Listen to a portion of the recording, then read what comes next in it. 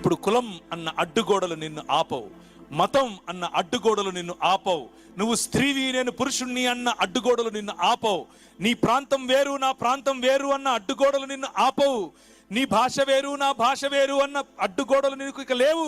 నువ్వు నలుపు నేను తెలుపు, నువ్వు ఎరుపు నేను పసుపు అన్న తేడాలు లేవు.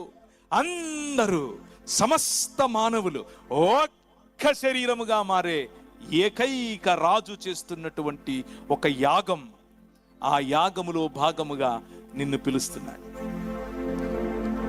ఈరోజు ఈ రాజు యొక్క స్వరం నువ్వు వింటూ ఉంటే రా రా, ఈ రాజును ఆశ్రయించు. ఈ రాజు నిన్ను ఆశీర్వదిస్తాడు.